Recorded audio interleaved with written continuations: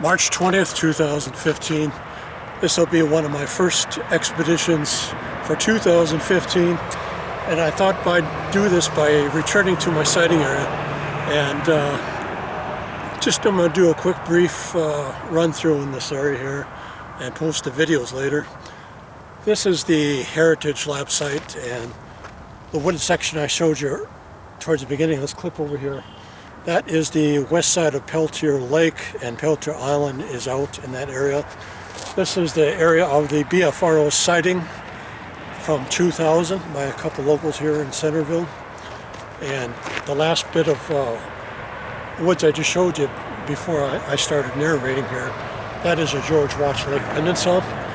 What you see here is County Road 14. It runs through the center of this park. You have a highly developed community in this area with Centerville, the town itself.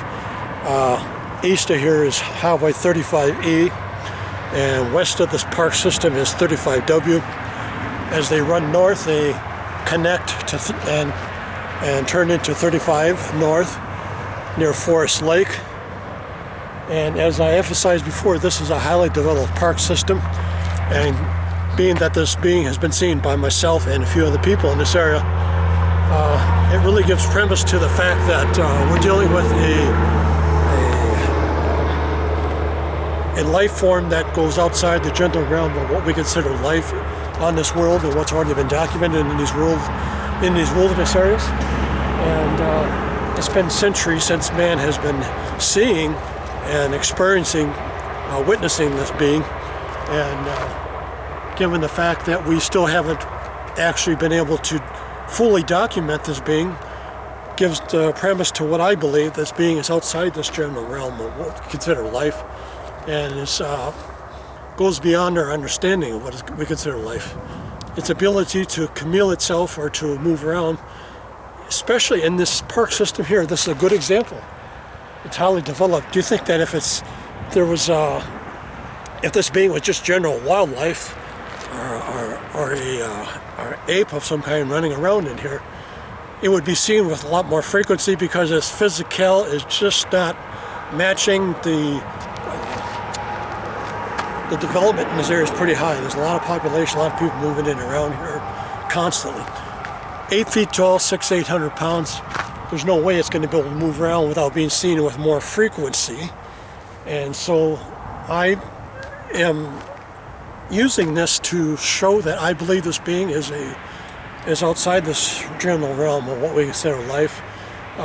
Possibly, I like to use the word spiritual being, or being possibly going through dimensions, because we always have short pathways and trackways, never a consistent pattern of its existence like a deer or a coyote or a bear or anything else out here. It always leaves a consistent pattern of its existence, and this being doesn't do that.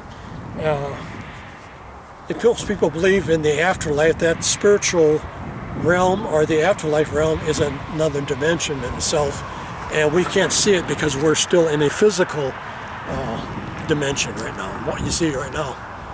And if it's traveling in and out of this, it has a big role on the web of life. It's been documented for many centuries.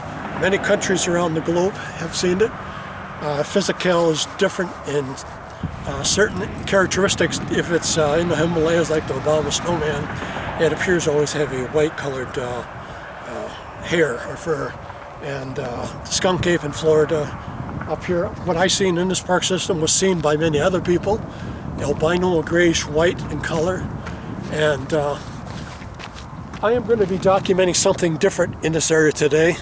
I talked to two locals right here last year when I came out of when I was getting ready to head into this wooded section here, who had an experience like I did, and this experience could possibly show that I may have had an encounter with this being before my actual sighting on October 9th of 2008. Out here near the lakeshore, I was getting ready to enter the woods early 2008, and something startled me that was just startling. I can't explain it, but as I headed towards the tree line area, I was at some cattails, something moved away from me like it rolled. And it sounded huge, like it was a hippopotamus or a small elephant. And it rolled like I had spooked something. And yet I couldn't find anything. these two locals I talked to late last year when I was coming out here had the same experience as I did in this park system. I am going to run my GoPro camera right before I enter that section of woods. I'll show you that today. And I have the GoPro ready. The remote control seems to be not working real well with this. I may have to do this manually. And I'll run this before I head into that one section of woods in the event that I have another experience. So I will be exploring the BFRO sighting area like I always do. I'm going to use my trail cam to point at this camera when I do my reconnaissance clips. So that way if people are hearing something on the other side of this camera and they're not sure what it is, my trail cam will be pointing at the camera, and that'll be something I'll be doing now as a new tactic. So it's just going to be a brief sweep through here today, and then I'll head over to the George Watts Lake Peninsula where I have my setting.